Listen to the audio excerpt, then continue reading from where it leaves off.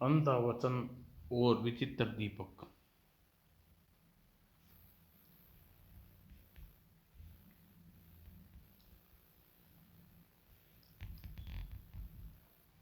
ये एक और चित्र है दोस्तों।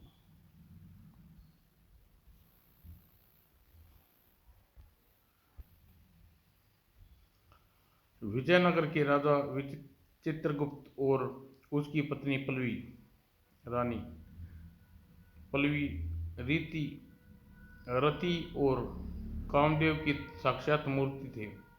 दोनों की सुंदरता बेजोड़ नमूने थे।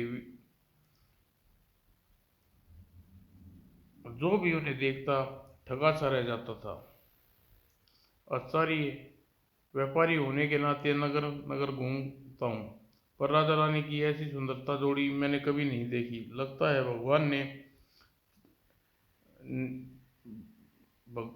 भगवान ने राजा चित्रगुप्त और रानी पल्लवी को एक दूसरे के लिए बनाया है। विजयनगर की प्रजा अपने राजा रानी को बहुत चाहती थी। यूं तो राजा चित्रगुप्त के पास सब कुछ था, अगर कुछ कमी थी तो सिर्फ एक बात की उन्हें कोई संतान नहीं थी। पता नहीं हमारे महाराज के भाग्य में संतान सुख लिखा है या नहीं। वो भगवान कितना निर्दयी है, उसने राजा को कुछ सब सुख दिए पर औलाद का सुख कभी नहीं दिया। भाई भगवान के घर देर अंधेर नहीं, देर सवेर महाराज को संतान का सुख अवश्य मिलेगा। उधर राजा चित्रगुप्त अपने इस विषय में सोचकर चिंतित हो उठते थे। हमारे विवाह को 10 वर्ष हो गए हैं, हमारे महल के आंगन में अभी तक हमारी संतान की कलरक नहीं गूंजी। क्या निसंतान रहेंगे? क्या हमें अपने संतान सुख प्राप्त नहीं होगा? दूसरी और राजा चित्रगुप्त जब भी किसी बात पर उदास होते तो रानी पल्लवी उन्हें देखकर यही सोचती, लगता है महाराज संतान न होने से दुखी रहते हैं। मैं कैसी अभागिन हूँ जो इसे संतान महाराज को पिता कहलाने का सुख न दे सकी। इस प्रकार धीरे धीरे दिन गुजर रहे थे। एक बार राजा चित्रगुप्त अपने मंत्रियों व प्रधानमंत्री के साथ महल में विभिन्न विषयों पर वार्तालाप कर रहे थे तो एकाएक प्रधानमंत्री सल सल सलभ सेन ने चित्रगुप्त से कहा, महाराज मैं बहुत दिनों से आपसे एक बात कहने की हिम्मत नहीं जुटा पा रहा। कौन सी बात कह रहे हैं प्रधानमंत्री जी? से कहने के लिए आप हिम्मत नहीं जुटा पा रहे? आप जो भी कहना चाहते हैं निर्भय हो कहिए। महाराज मैं आपसे कहना चाहता हूँ कि विजयनगर का राजमहल कब तक इस प्रकार सन्नाटे में डूबा रहेगा? हमारे महल में सन्नाटा तुम्हारे कहने का तात्पर्य क्या है प्रधानमंत्री जी? महाराज यूँ तो कहने को इस महल में असंख्य लोग हमेशा चहलकदमी करते रहते हैं, लेकिन फिर भी न जाने क्यों महल में अजीब सा निशंता छाई रहती है, जिसका एक ही कारण है महाराज। वह कारण है इस महल में बहुत समय से किसी बच्चे की किलकारी नहीं गूंजी। महाराज अब समय आ गया है जब महल को इस देश की एक नन्हा युवराज चाहिए। अब बहुत दिनों तक आपसे यह बात कहना चाहता था। ओह, तो तुम हमसे यह बात कहना चाहते थे? कहकर चित्रगुप्त सोच में पड़ गया। फिर कुछ सोचकर प्रधानमंत्री बोले, प्रधानमंत्री आप का कथन उचित है। संतान देना या न देना भगवान के हाथ में है, इसमें हम क्या कर सकते हैं? महाराज ऐसा न कहिए, आप चाहे तो ऐसा हो सकता है। तुम्हारे कहने का मतलब प्रधानमंत्री जी हम समझते नहीं। तो सुनिए महाराज, हमें यह लगता है रानी पल्लवी बांझ, इसलिए संतान प्राप्ति के लिए आपको दूसरा विवाह करना चाहिए। प्रधानमंत्री तुम होश में तो हो, जानते हो तुम क्या कह रहे हो? चित्रगुप्त का बदला व्यवहार देखकर प्रधानमंत्री सुलभसेन घबरा गए, नीचे कर ली। तब अन्य मंत्रियों ने उठकर सम्मिलित स्वर में चित्रगुप्त से कहा, महाराज प्रधानमंत्री जी ठीक कह रहे हैं, संतान के लिए आपको दूसरा विवाह कर लेना चाहिए, चाहे निसंतान न्यायतरिकता व तर्कसंगत। यदि आप ऐसा नहीं करेंगे तो आपके पश्चात राजवंश का समाप्त हो जाएगा। मंत्रियों की बात सुनकर चित्रगुप्त को और क्रोध से भड़क उठा और फिर बिखरता हुआ चिल्लाया, या हमारे बाद हमारा राजवंश समाप्त होता है तो होता रहे, सिर्फ संतान पाने के लिए हम दूसरा विवाह कदापि नहीं करेंगे। रानी पल्लवी हमें प्राणों से अधिक प्यारी है, हम उसकी छाती पर सोत लाकर नहीं बिठाएंगे। कहकर चित्रगुप्त अपने स्थान से उठाकर क्रोध में पांव पटकता हुआ कक्ष से बाहर निकल गया। समस्त मंत्री प्रधानमंत्री सलभ संबद्ध अपने स्थान पर बैठे रह गए। चित्रगुप्त सीधा अपने राजमहल में पहुंचा। महाराज, आप कुछ क्रोधित दिखाई दे रहे हैं, इसका कारण क्या है? लेकिन चित्रगुप्त ने पलवी की एक नजर डाली और तत्काल अपनी नजरें नीचे उठ कर ली। क्या बात है महाराज, आप मुझसे नजरें क्यों नहीं मिला पा रहे? रानी पलवी, आज प्रधानमंत्री और मंत्रियों ने तुम्हारे बारे में ऐसा शब्द प्रयोग किया है जिसे हम सुनकर हमारी आत्मा बुरी तरह कचोट रही है। प्रधानमंत्री महाराज, क्या आप मुझे उस शब्द के बारे में बताएंगे जिसे प्रधानमंत्री जी और मंत्रियों ने, हमारे सभी सदस्यों ने मेरे लिए प्रयोग किया है? तुम उस शब्द को नहीं सुन नहीं सकोगी रानी। चित्रगुप्त ने लाख टालना चाहा, पलवी बार बार अनुरोध करने पर उसने बताना पड़ा। तुम नहीं मानते तो सुनो, वे तुम्हें बांस कहते हैं क्या? हाँ रानी, वे लोग बांस समझते हैं और चाहते हैं कि संतान के लिए हम दूसरा विवाह करें। ओह! तब उन्हें धड़कते हुए दिल से चित्रगुप्त से पूछा, तब आप इस विषय में क्या निर्णय है महाराज? क्या आप दूसरा विवाह करेंगे? कहकर पलवीन की नजरें झुका ली और उसकी आंखों में आंसू झिलमिलाने लगे। उसकी आंखों में आंसू देखकर चित्रगुप्त ने उसे गले से लगाते हुए कहा, रानी, दिल क्यों छोटा करती हो? विश्वास करो, अगर हम संतान नहीं होती तो तुम्हारी कोख से ही होगी, और हमारे संतान न भी हो तो हम तुम जैसी प्यारी रानी को छोड़कर दूसरा ब्याह कदापि नहीं करेंगे, हमारा अटल निर्णय है। महाराज, मुझे अपने सौभाग्य पर गर्व है। भगवान हर स्त्री को आप जैसा पति दे। कहकर पलवी चित्रगुप्त के पैर छू लिए। इस घटना के कुछ दिन बाद राजा चित्रगुप्त शिकार खेलने वन गए। वन में शिकार खेलते घूमते अचानक उसकी दृष्टि एक ओर पड़ी तो वह बुरी तरह चौंके। वो, इस बियाबान जंगल में यह कोई स्त्री बेहोश पड़ी है, एक घोड़ा भी उसके पास खड़ा है। कौन है यह? मुझे पास चलकर देखना चाहिए। वह वहां पहुंचकर चित्रगुप्त ने झरने का पानी अंजलि में भरा और छींटे बेहोश युक्ति के मुख पर मारे। पानी के छींटे पड़ते ही युक्ति की चेतना का संसार हुआ, वह मुख से कराह निकल गई। आह! लगता है वो होश आ रहा है। आह! अगले ही पल युक्ति अपनी आंखों खोलकर सामने चित्रगुप्त को पाकर हड़बड़ा उठी। आप डरो नहीं, मैं विजयनगर का राजा चित्रगुप्त हूँ। इस वन में शिकार खेलने आया था, तुम यहाँ बेहोश पड़े देखा, तुम्हारे पास रुक गया। क्या तुम बताओगी तुम कौन और बेहोश कैसे हुई? युक्ति मंत्रमुग्ध से चित्रगुप्त की ओर देखती हुई बोली, मैं धौलदेश की राजकुमारी कोमल हूँ। मैं इस वन में शिकार खेलने आई थी। न जाने कैसे दौड़ते हुए मेरे घोड़े को ठोकर लगी और मैं कलाबाजियाँ खाती हुई पृथ्वी पर गिरी और तत्काल बेहोश हो गई। ओह, यह बात है। कहते हुए चित्रगुप्त ने राजकुमारी कोमल के मुख की ओर देखा। कोमल को मंत्रमुग्ध अपनी ओर देखते पाकर बोला, राजकुमारी कोमल, तुम इस प्रकार पलक मेरे मुख की ओर क्यों देख रही हो?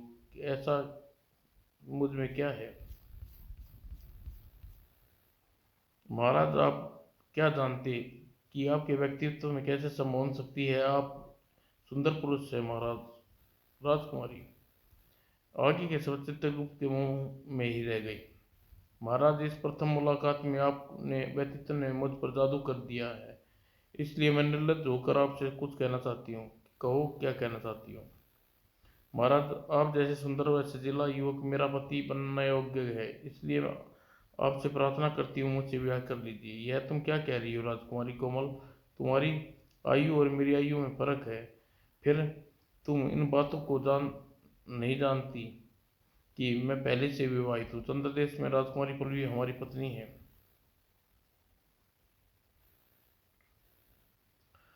आप पहले से विवाहित होने पर मुझे कोई फर्क नहीं पड़ता महाराज। रानी पलवी मेरी बहन की तरह मानूंगी। बस आप मुझसे विवाह अपनी पत्नी बना लीजिए। नहीं राजकुमारी, ऐसा कदापि नहीं होगा। मैं अपनी रानी से अर्थात प्यार करता हूँ, उसे त्याग कर तुम्हें दूसरा विवाह नहीं कर सकता। मुझे क्षमा करो। इतने निष्ठुर न बनो मेरे प्राण, निवेदन है कि इसे न ठुकराओ। कोमल, एक राजकुमारी होकर तुम किसी पुरुष के आगे इस प्रकार गिड़गिड़ा रही हो, बिल्कुल शोभा नहीं देता। तो क्या महाराज आपको मेरी विनती स्वीकार है? नहीं राजकुमारी, मेरा फैसला अटल है, मैं तुमसे विवाह नहीं कर सकता।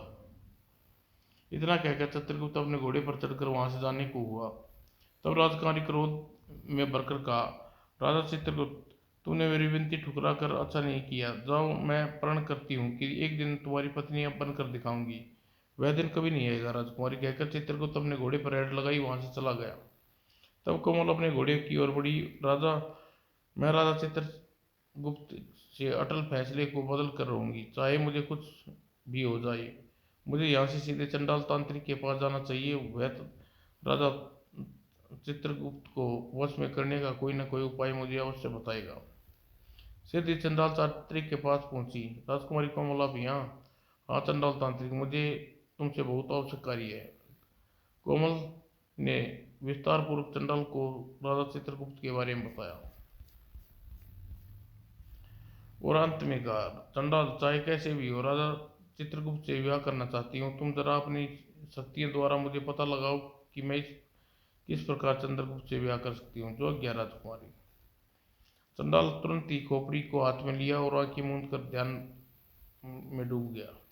कुछ देर बाद आंखें खोलकर कोमल से कहा, राजकुमारी जी, राजा चित्रगुप्त अपनी रानी पल्लवी से अटूट प्यार करता है। वह किसी हालत में दूसरा विवाह करने को तैयार नहीं होगा। हाँ, यदि रानी पल्लवी उसे दूसरा विवाह करने को कहे तो वह दूसरा विवाह करने के लिए तैयार हो जाएगा। भला रानी पल्लवी चित्रगुप्त से दूसरा विवाह करने को क्यों कहेगी? चंडाल, तुम्हारा कहना ठीक है राजकुमारी।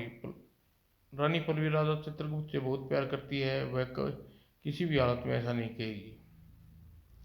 रानी पल्लवी अपने स्वर्गीय ससुर महाराज जयगुप्त का बहुत आदर करती है। वह राजा जयगुप्त के आदेश के बिना अच्छा बुरा सोचे समझे मानती थी। यदि स्वर्गीय महाराज जयगुप्त राजा रानी पल्लवी से कहे कि चंद्रगुप्त दूसरे विवाह के लिए तैयार करे तो वह अपने ससुर का कहना नहीं टालेगी। तब रानी पल्लवी को ऐसा कहने के लिए किसका दबाव दबाव पड़ना चाहिए? तांत्रिक, लेकिन मृत्यु लोक प्राप्त राजा चंद्रगुप्त भला पल्लवी से यह सब कैसे कह सकती है? राजकुमारी जी, मेरी तंत्र विद्या किस काम आएगी? मैं अपने तंत्र विद्या से अपने वश में की गई आत्मा को राजा जयगुप्त के वेश में सोई हुई रानी पल्लवी के सपन में भेजूंगा। पल्लवी के सपन में जाकर आत्माएं पल्लवी को आदेश देंगी कि वह चाहे जैसे भी हो राजा चित्रगुप्त से तुमसे विवाह करने के लिए तैयार करे। क्या ऐसा हो सकता चंडाल? क्यों नहीं राजकुमारी जी, तंत्र भला क्या नहीं हो सकता?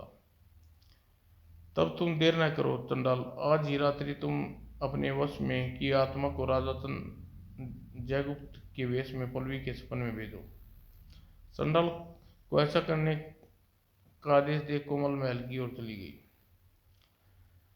धवल देश में चित्रगुप्त और रानी पल्लवी के विरुद्ध यह कुल खिलने वाला था।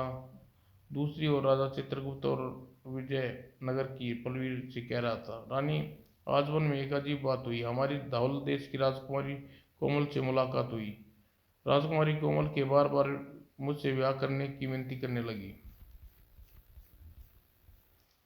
अच्छा, फिर आपने उसे क्या कहा? महाराज, क्या आपने उसे पूर्ण निवेदन स्वीकार कर लिया? पल्लवी, क्या तुम हम पर इतना विश्वास है?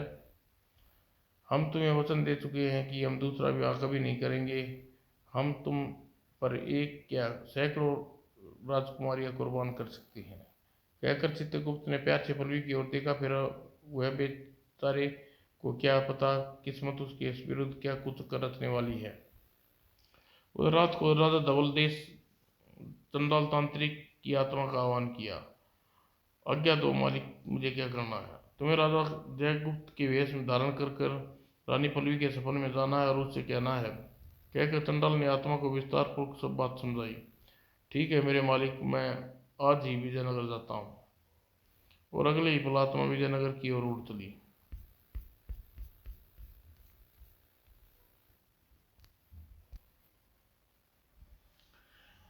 इधर विजयनगर में राजमहल में रानी पल्लवी अपने शयन कक्ष में गहरी नींद सोई हुई थी। तब चंडाल तांत्रिक द्वारा भेजी गई आत्मा स्वर्गीय राजा जयगुप्त के वेश धारण कर पल्लवी के सपन में प्रकट हुई। पिताजी महाराज आप। हाँ बेटी पल्लवी, आज मैं एक विशेष प्रयोजन से स्वर्ग से उतरकर तुम्हारे सपन में आया हूँ। आज्ञा दीजिए पिताजी महाराज। बेटी, चंद्रगुप्त के जन्म के पश्चात हमारे राजकीय वंश की बेल बढ़नी रुक गई। क्या तुम्हें यह बात पसंद है? पिताजी महाराज, मैं स्वयं इस बात के कारण इन दिनों बहुत ही चिंतित रहती हूँ। क्या आप कोई ऐसा उपाय बता सकते हैं जिसे पिताजी महाराज करने से हमारे यहाँ संतान उत्पन्न हो सके? मैं उसी उपाय बताने के लिए तुम्हारे सपन में आया हूँ। मेरी बात ध्यान से सुनो पल्लवी। तुम्हारी कोख से तो कोई संतान होगी नहीं, इसलिए तुम्हें अपने पति चित्रगुप्त को किसी प्रकार दूसरा विवाह के लिए राजी करना होगा। यह आप क्या कह रहे हैं पिताजी महाराज? आप अपने बेटे का दूसरा विवाह करवाने के आदेश दे रहे हैं, जबकि आपके वंश में किसी राजा आज तक दूसरा विवाह नहीं किया। तुम्हारी बात तुम्हारी बात एक हद तक ठीक है पल्लवी, लेकिन इस समय सवाल अपने मृत्य वंश को बचाने का है, इसलिए तुम्हें अपने पति को दूसरा विवाह कराना होगा। इसलिए पिताजी महाराज, मैं महाराज चंद्रगुप्त का दूसरा विवाह किस के साथ कराऊंगी? इसका समाधान भी मैं तुम्हें दे देता हूँ। धौल देश की राजकुमारी कोमल के साथ तुम चित्रगुप्त का दूसरा विवाह होगा। याद रखो, तुम्हें हर हाल में राजकुमारी कोमल के साथ अपने पति का दूसरा विवाह कराना है, जैसी ही आपकी आज्ञा पिताजी महाराज। और तभी पल्लवी का सपन टूट गया और हड़बड़ा कर बैठ गई। यह मैंने कैसा विचित्र सपना देखा है। अपने ससुर को जीवित रहते हुए उसकी कोई बात नहीं टाली। अगर उसकी बात नहीं मानूंगी तो उसकी आत्मा को दुख पहुंचेगा। तो क्या मैं महाराज चित्रगुप्त का दूसरा विवाह करवाने के लिए राजी करूं? यही ठीक रहेगा। अपने स्वार्थ के त्याग कर मैं पिताजी महाराज की बात मान लेनी चाहिए। दूसरे विवाह से महाराज चित्रगुप्त वह मेरा कुछ भला ही होगा। तभी तो स्वर्गीय पिताजी महाराज जयगुप्त ने सपन में आकर मुझे यह आदेश दिया।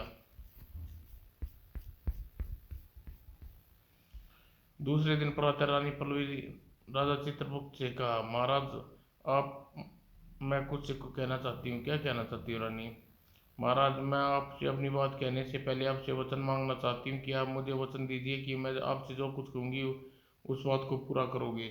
रानी, यह कौन सा अंधा वचन मांग रही हो? क्या तुम्हारी बात जाने सुने बिना मैं अंधा वचन कैसे दे सकता हूँ? तो ठीक है महाराज, मैं आपसे कुछ नहीं कहूँगी। रानी, यह क्या, तुम तो बात सुनकर नाराज हो गई। अच्छा ठीक है, मैं तुम्हें वचन देता हूँ, तुम जो भी कहोगी बिना सोचे समझे उस बात को पूरा करूँगा, चाहे उसके लिए मुझे कुछ भी करना पड़े। तो सुनिए। चंद्रगुप्त की बात सुनकर पल्लवी ने संतोष की सांस ली। तो सुनिए महाराज, आपको दूसरा विवाह करना चाहती हूँ। रानी, यह तुम क्या कह रही हो? मैं ठीक कह रही हूँ महाराज। यह मैं आज संतान के लिए तरसती रही, अब मेरी यह आशा टूट चुकी है। मेरे स्वयं संतान होगी नहीं, इसके लिए आपका दूसरा विवाह करना चाहती हूँ। रानी, ऐसा न कभी नहीं हो सकता। सोच लीजिए महाराज, आपने मुझे वचन दे चुके हैं, जो भी कहूँगी उसे बिना सोचे समझे पूरा करेंगे। आप यदि अपनी बात से नहीं पूरा करते तो वचन हारते हैं। ओह रानी, यह तुमने मुझे किस दुविधा में डाल दिया। मैं तुमसे अंधा वचन नहीं देना चाहिए था, कहकर चित्रगुप्त सोच में पड़ गया। फिर कुछ देर बाद पल्लवी से बोला, ठीक है रानी, जब मैं तुम्हें वचन दे चुका हूँ तो अब पूरा भी करूँगा। तुम्हारी खुशी के लिए दूसरा विवाह करने के लिए तैयार हूँ, लेकिन तुम मेरा दूसरा विवाह किसके साथ करवाओगी? रानी, धवल देश की उसी राजकुमारी कोमल के साथ आपका विवाह होगा, जो आपसे कुछ दिन पहले वन में मिली थी। मैं स्वयं उससे विवाह करने की विनती की थी। यह सुनकर चित्रगुप्त पूरी तरह चौंका और सोच में पड़ गया। महाराज, सोच विचार छोड़िए और इसी समय दूत को के धौल देश के पास विवाह का प्रस्ताव लेकर भेजिए। ठीक है, जैसी तुम कहोगी वह अब वैसा ही होगा। चित्रगुप्त ने उसी समय पत्र लिखा और दूत को बुलाकर पत्र देते हुए कहा, दूत इसी समय धौल देश की ओर प्रस्थान करो। वहां जाकर तुम धौल देश को हमारा यह पत्र पहुंचाओ। जो आज्ञा महाराज। पत्र लेकर दूत तेजी से कक्ष से निकला। धवल देश पहुंचकर दूत ने पत्र धवल देश के धवल देश देव को सौंप दिया। धवल देव ने पत्र पढ़ा। राजा धवल देव, हम विजयनगर के राजा चित्रगुप्त तुम्हारी पुत्री कोमल के साथ विवाह करना चाहते हैं। यदि तुम्हें यह रिश्ता मंजूर है तो हमारे दूत को इसी संबंध में स्वीकृति व विवाह की तिथि के बारे में बता दो। राजा चित्रगुप्त। पत्र पढ़कर राजा धवलदेव कुछ सोच में पड़ गए। फिर कुछ देर सोचकर दूत से बोले, दूत, हम इस पत्र का जवाब तुम्हें कल देंगे। तब तक तुम्हें राजकीय अतिथि गृह में ठहरना होगा। जो राजन। दूत को अतिथि गृह में ठहरा कर राजा धवलदेव राजकुमारी कोमल के पास पहुंचा। कोमल बेटी, विजयनगर के राजा चित्रगुप्त ने तुम्हारे साथ विवाह करने की इच्छा प्रकट की है। तुम्हारा इस बारे में क्या विचार है? क्या तुम्हें यह संबंध स्वीकार है? कोमल सोच में पड़ गई। आह, तो चंडाल तांत्रिक का तंत्र विद्या ने अपना कमाल कर दिया। अभिमानी राजा चित्रगुप्त अपनी मुझसे विवाह करने के लिए तैयार हो जाएगा, यह मैंने अपने सपने में नहीं सोचा था। क्या बात है बेटी, मेरी बात सुनकर तुम सोच में क्यों पड़ गई? क्या विवाह स्वीकार नहीं है? ऐसी बात नहीं है पिताजी महाराज, मैं इस बारे में आपसे क्या कहूँ। आप इस बारे में जो भी निर्णय लेंगे मुझे संघर्ष स्वीकार होगा। इसका मतलब तुम्हें यह संबंध स्वीकार है? कहकर कोमल लज्जा से आंखें झुका ली। दूसरे दिन राजा धवलदेव ने चित्रगुप्त से कहा, दूत, अपने राजा से कहना कि यह संबंध स्वीकार है। आज से ठीक 15 दिन पश्चात प्रातः लेकर धवलदेव आ सकते हैं। उस दिन हम उसकी प्रतीक्षा करेंगे। ठीक है राजन, हम विजयनगर जाकर यह सूचना अपने महाराज को देता हूँ। ठीक 15 दिन पश्चात चित्रगुप्त और रानी कमल का विवाह धूमधाम से हो गया। जब वधू बनकर रानी राजकुमारी कोमल विजयनगर के महल में पहुंची तो रानी पल्लवी ने उसका स्वागत किया। बहन कोमल, विजयनगर में तुम्हारा स्वागत है। आज से तुम मेरी तरह तुम यहाँ की रानी हो। विवाह की प्रथम रात्रि जब चित्रगुप्त पल्लवी के कक्ष में पहुंचा तो वो बुरी तरह चौंक पड़ी। यह क्या महाराज, इस समय आप यहाँ? वहाँ आपने कक्ष में नई रानी कोमल अपनी प्रतीक्षा कर रही होगी। आज की रात आपको यहाँ नहीं वहाँ जाना होगा महाराज। रानी पल्लवी, मैं तुम्हें दिया वचन पूरा कर दिया। मैं वही करूँगा जो मेरा दिल चाहेगा। तुम्हारे कहने पर मैंने दूसरा ब्याह कर लिया, सचमुच अवश्य कर लिया। लेकिन याद रखो, राजकुमारी कोमल को कभी तुम्हारा स्थान नहीं दे पाऊंगा। महाराज, यह आप क्या कह रहे हैं? कोमल आपकी पत्नी है, आप उसी के पास जाइए। ठीक है रानी, अगर मुझे अपने कक्ष से जाने को कह रही हो तो मैं चला जाता हूँ, लेकिन याद रखो, मैं तुम्हें त्याग कर राजकुमारी कोमल के पास नहीं जाऊंगा। इतना कहकर चित्रगुप्त कक्ष से बाहर निकल गया। यह देखकर पल्लवी हक्की बक्की रह गई। ओह महाराज, मुझे यह किस दुविधा में डाल गए। नई बहू क्या सोचेगी? रानी पल्लवी ने आज रात भी महाराज चित्रगुप्त के पास नहीं भेजा, क्योंकि वह क्या जाने यहाँ क्या घटना घटी है। दूसरी ओर अर्धरात्रि तक राजकुमारी कोमल चित्रगुप्त की प्रतीक्षा करते करते थक गई और परेशान हो उठी। क्या बात है, राजा चित्रगुप्त अभी तक मेरे पास क्यों नहीं आए? कहीं रानी पल्लवी ने तो उसे अपने पास नहीं रोक लिया? सारी रात इस प्रकार चित्रगुप्त कोमल के पास न आए। वह अपने वह अपने कक्ष में कोमल घायल नागिन की तरह तड़पती रही। इस प्रकार धीरे धीरे 1 महीना बीत गया। इस बीच राजा चित्रगुप्त एक बार भी रानी कोमल से मिलने महल में नहीं गए। रानी कोमल यह देखकर बहुत दुखी हुई। ऐसा विवाह क्या फायदा? आज एक माह व्यतीत हो जाने के बाद भी मैं राजा चित्रगुप्त का चेहरे एक झलक नहीं देख पाई। इस प्रकार तो पिंजरे में बंद मैना की तरह तड़प तड़प कर मर जाऊंगी। ऐसी परिस्थितियों में मुझे चंडाल तांत्रिक के पास जाना चाहिए, वही कोई न कोई सुझाव देगा। यह सोचकर एक दिन चंडाल तांत्रिक के पास पहुंची और अपना दुखड़ा सुनाया। चंडाल, कुछ ऐसा जतन करो कि राजा चित्रगुप्त मेरे वश में हो जाए। वह रानी पल्लवी से नफरत करने लगे।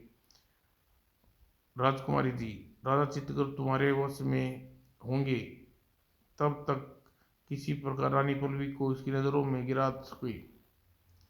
मैं रानी पल्लवी को राजा चित्रगुप्त की नज़रों में गिराने का उपाय मेरे पास है। तुम किसी प्रकार की चिंता न करो राजकुमारी जी, चंडाल अब केवल तुम्हारा ही आसरा है। तब चंडाल ने उसे एक दीपक देते हुए समझाया, आज की रात यह दीपक रानी पल्लवी के कक्ष में जला देना। जब तुम राजा चित्रगुप्त के पास जाकर रानी पल्लवी के चरित्र पर तरह तरह के लांछन लगाना। चंडाल व्यर्थ ही रानी पल्लवी के चित्र चरित्र पर कीचड़ उछालने से क्या हासिल होगा। राजकुमारी जी, तुम्हें भला क्या पता कि तुम्हें क्या हासिल होगा। बस तब तुम चुपचाप रानी पल्लवी के कक्ष में जलते दीपक को करिश्मा देखना। ठीक है तांत्रिक, तुम जैसा कहोगे वैसा ही करूंगी। और चंडाल तांत्रिक अपनी योजना से विस्तार कोमल को समझाई।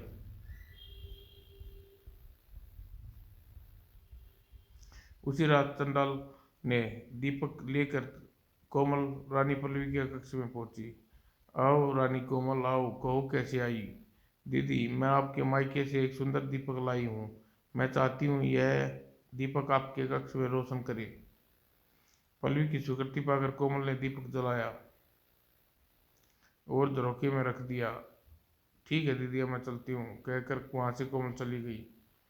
वहां से सीधी चित्रगुप्त के कक्ष में पहुंची। उसे सामने पाकर चित्रगुप्त की बूटी तन गई। तुम हमारे कक्ष में क्यों आई हो। क्या क्यों क्या एक पत्नी अपने पति के कक्ष में नहीं आ सकती महाराज। बकवास बंद करो, हमारी पत्नी केवल पल्लवी है। अब तुम्हें अपनी पत्नी नहीं मानते, जाओ और चली जाओ यहाँ से। कोमल ने चित्रगुप्त का आदेश का पालन नहीं किया, वहीं खड़ी रही। कोमल, क्या तुम सुनाई नहीं दे रहा कि तुम्हें यहाँ से जाने का आदेश दे रहे हैं। महाराज, मैं यहाँ से जाने को तैयार हूँ, लेकिन जाने से पहले तुम्हें उस रानी के चरित्र के बारे में कुछ बताना चाहती हूँ जिसे तुम मुझसे अधिक नाज है, जिस पर तुम्हें बहुत नाज है। कोमल के मुख से रानी पल्लवी की बात सुनकर चित्रगुप्त चौंका। तुम सीता जैसी पवित्र रानी पे चरित्र के बारे में क्या कहना चाहती हो। तो सुनो महाराज पल्लवी, रानी पल्लवी सीता की पवित्र नहीं बल्कि एक चरित्रहीन स्त्री है। क्या भक्ति हो रानी पल्लवी के चरित्र पर कीचड़ उड़ाते तुम्हें शर्म नहीं आती। महाराज, हाथ कंगन को आरसी क्या, जाओ, आओ, तुम्हें प्रत्यक्ष रानी पल्लवी के चरित्रहीनता का नमूना दिखाती हूँ।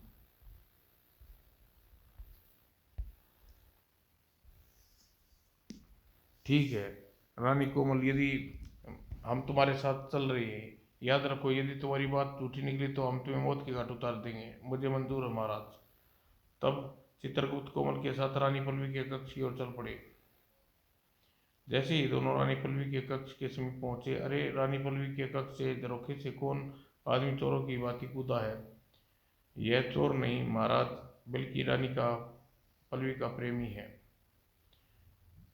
क्या तुम सच कह रही हो। हाँ महाराज, यह आदमी प्रतिदिन रात को इसी समय प्रकार पल्लवी से मिलने आता है। सुनकर चित्रगुप्त हतप्रभ अपने स्थान पर खड़ा रह गया। खिड़की से कूदने वाला आदमी वहां से भाग गया। तब चित्रगुप्त ने आवेश में कांपता हुआ कोमल के साथ रानी पल्लवी के कक्ष में पहुंचा। पहुंचने पर उसे पल्लवी से पूछा, रानी पल्लवी, अभी भी तुम्हारे कक्ष के झरोखे से कौन आदमी बाहर कूदा। यह आप क्या कह रही हैं महाराज। इस समय आपके अलावा मेरे कक्ष में भला कौन पुरुष हो सकता है। रानी पल्लवी, हमने स्वयं अपनी आंखों से एक आदमी को तुम्हारे कक्ष से के झरोखे से कूदते देखा। सच सच बताओ वह कौन है। महाराज, आपको भ्रम हुआ, मेरे कक्ष में कोई नहीं आया था। पल्लवी, आज हमारे सामने तुम्हारे चरित्र की कलाई खुल गई है। अब हम एक पल भी तुम्हें अपने महल में नहीं रहने देंगे। महाराज, ऐसा अन्याय न कीजिए, मुझे निर्दोष को अपने से दूर न कीजिए। पल्लवी के कहने पर चित्रगुप्त ने पर असर नहीं हुआ। उसने तत्काल ही सैनिकों को बुलाकर आदेश दिया, सैनिकों, इस चरित्रहीन रानी पल्लवी को इसी समय बियाबान जंगल में छोड़ाओ ताकि वन के खुखार जानवर इसकी बोटी बोटी नोच खाए। जो आज्ञा महाराज। पल्लवी सैनिक ने पल्लवी का हाथ पकड़ लिया और घसीटते हुए वहां से ले जाने लगी। कक्ष में जाते हुए पल्लवी ने उस दीपक को उठा लिया जिस दीपक को कोमल पल्लवी के कक्ष में जलाया कर गई थी। पल्लवी के जाने के पश्चात चित्रगुप्त ने कहा, रानी को हम तुम्हारी आभारी हैं, तुमने हमारी आंखें खोल दी। आज से हम तुम्हें अपनी रानी पल्लवी का स्थान देते हैं। महाराज, मेरे अहोभाग्य जो आपने मुझे इस योग्य समझा। महाराज, क्या जाने कि बेचारी पल्लवी मेरे फैलाए जाल में का शिकार हुई है। दूसरी ओर दोनों सैनिक रानी पल्लवी को बियाबान जंगल में छोड़कर वापस भेजने कर लौट गए। हाय, अब मैं कहाँ जाऊँ? महाराज ने मेरे चरित्र पर शक किया, इसलिए अब मुझे जीना बेकार है, मुझे यहाँ से मर जाना चाहिए। यह सोचकर पल्लवी वन में आगे बढ़ी। कुछ दूर पर एक गहरा सरोवर था। मुझे सरोवर में कूद कर प्राण त्याग देने चाहिए। पल्लवी जैसे ही सरोवर में कूदने के लिए उद्वल हुई, ठहरो बेटी। आवाज सुनकर पल्लवी की कदम झांक के तहाँ रुक गई। ऋषि आप यहाँ आकर उससे कहा पास आकर कहा, बेटी तुम्हें क्या दुख है? तुम आत्महत्या क्यों करना चाहती हो? ऋषि, और मैं भाग्य की मारी हूँ। विजयनगर की अभागिन रानी पल्लवी हूँ। रानी पल्लवी ने राजा पल्लवी ऋषि को अपनी आप बीती सुनाई। पल्लवी की दुख भरी कहानी सुनने के बाद ऋषि ने उससे कहा, बेटी पल्लवी, आज तुम ऋषि सुबक ऋषि के पास पहुंच चुकी हो।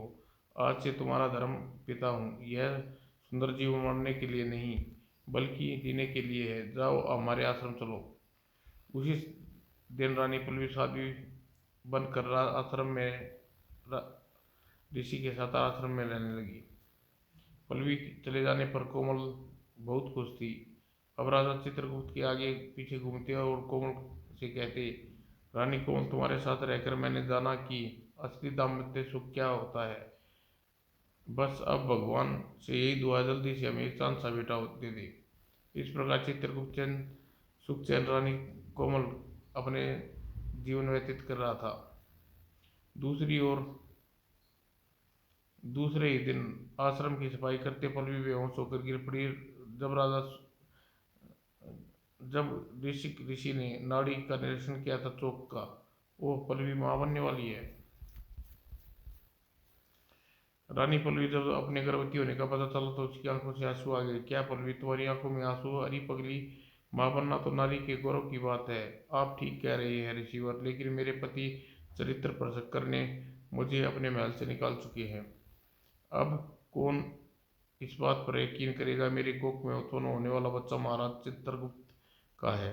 इसी बात को सोचकर मेरी आंखों में आंसू आ गए। ओ, यह हमने सोचा ही नहीं था पल्लवी, कहकर इसी सोच में पड़ गए।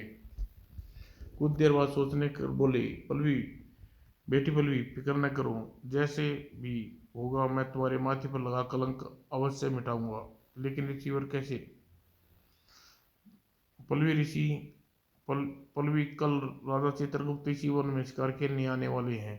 तब उसकी आंखों पर छाए भ्रम के पर्दे को हटाऊंगा। कहकर सुनकर पल्लवी की आंखें आशा की किरण चमक उठी। दूसरे दिन शिकार खेलने चित्रगुप्त अमृत ऋषि के आश्रम के बाहर से गुजरा। ऋषि ने आवाज लगाई, राजन रुको। चित्रगुप्त ने तत्काल ही अपना घोड़ा रोक दिया और घोड़े से उतरकर ऋषि के पास पहुंचे। प्रणाम ऋषिवर, चिरंजीव रहो। हमारे आश्रम में इस प्रकार राह में छोड़कर आप क्यों जा रहे थे? आइए कुछ हमारे आश्रम में विश्राम कीजिए। ठीक है ऋषिवर, जैसी आपकी आज्ञा। चित्रगुप्त ने अपने घोड़े को आश्रम के बाहर बांध दिया और आश्रम में अंदर चल पड़ा। कुटिया में चित्रगुप्त के साथ ऋषि के साथ आदरपूर्वक बिठाया और पुकारा, बेटी, अतिथि के लिए जलपान ले आओ। और कुछ ही देर में पल्लवी जलपान लेकर कुटिया में प्रवेश किया। तुम यहाँ चरित्र नारी ऋषि के आश्रम में? राजन, जिस रानी को तुम चरित्र कह रहे हो वह सती सावित्री है। तुम भ्रम के शिकार हो गए हो राजन। यह आप क्या कह रहे हो ऋषिवर? मैंने स्वयं अपनी आंखों से पल्लवी की चरित्रहीनता का प्रमाण देखा है। वह तुम्हारी दृष्टि भ्रम था राजन। वह उस दीपक की रोशनी का कमाल था जो तंत्र मंत्र द्वारा अभिमंत्रित किया गया था। वास्तव में रानी पल्लवी के कक्ष में झरोखे में कोई आदमी नहीं कूदा था। आप कौन से दीपक की बात कर रहे हैं ऋषिवर? तब ऋषि ब्रह्मक ऋषि ने अपनी ऊपर पलवी के दीपक के लिए आई, जिसे महल से निकलते समय उठा लाई थी। रानी, अब यह दीपक की कहानी अपनी जवानी सुनाना, जब आपको मेरी बात पर यकीन आएगा। यह क्या गोरख धंधा है। और ऋषि दीपक को अपने सामने रखा और आंखों मूंद कर बैठ गए। कुछ पल बाद उन्हें चारों ओर प्रकाश की किरण फैल गई और अचानक दीपक जल उठा। अरे! तब ऋषि ने आंखें खोलकर दीपक से कहा, दीपक, तुम्हें अपनी जुबानी रानी चित्रगुप्त को सच सच बताओ। जो आज्ञा ऋषिवर।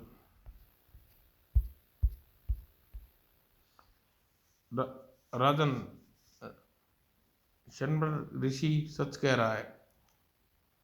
उस दिन मैं अपने रानी पल्लवी के कक्ष में झरोखे से जिस आदमी को कूदते देखा, वह रोशनी का कमाल था। आपके और रानी पल्लवी के प्यार की जलकर रानी कोमल ने चंडाल तांत्रिक से लाई, वह उसी का किया धरा है, कहकर दीपक ने सविस्तार सारी बात चित्रगुप्त को बताई। ओह! रानी कोमल इतनी निष्ठुर और चाल भी चल सकती है, यह मैंने कभी सोचा भी न था। एक बात और सुन लो राजन, इस समय ऋषि की के तेज के अधीन हूँ, इसलिए इस समय जो भी कहूँगा सच सच कहूँगा। रानी कोमल से तुम्हें किसी संतान की प्राप्ति नहीं होगी। आगे चलकर वह तुम्हारे लिए मौत का कारण भी बन सकती है, इसलिए भलाई इसी में है, तुम रानी कोमल के साथ चंडाल तांत्रिक को सिर्फ मौत के घाट उतार दो। ओह! मेरे ही महल में यह सब षड्यंत्र हुआ, मुझे पता भी नहीं। राजन, चंडाल तांत्रिक इस समय विजयनगर के राजमहल में रानी कोमल के पास पहुंचा हुआ है। उन दोनों को मारने का यह अच्छा अवसर है, लेकिन वहां पहुंचते ही 2 दिन बीत जाएंगे, तब उन्हें किस प्रकार मार सकूंगा। इसकी चिंता न करो राजन, आप मुझ पर 7 बार पृथ्वी पर पटके। ऐसा करते ही विजयनगर में रानी कोमल और चंदन तांत्रिक की मृत्यु हो जाएगी। और चित्रगुप्त ने दीपक को लेकर 7 बार पृथ्वी पर पटका, जिससे विजयनगर में राजमहल में चंडाल तांत्रिक व कोमल छटपटाकर पृथ्वी पर गिर पड़े। आह! मैं कुछ ही देर में दोनों एड़ियां रगड़ रगड़ कर प्राण त्याग दिए। तब सुम्प्रक ऋषि ने चित्रगुप्त से कहा, राजन, रानी पल्लवी मां बनने वाली है, ले जाओ साथ वापस विजयनगर। जो आज्ञा महाराज। चित्रगुप्त रानी पल्लवी को वापस विजयनगर ले आए और उचित समय पर रानी पल्लवी ने एक सुंदर पुत्र को जन्म दिया। अब चित्रगुप्त की वर्षों की मुराद पूरी हो गई थी। समाप्त।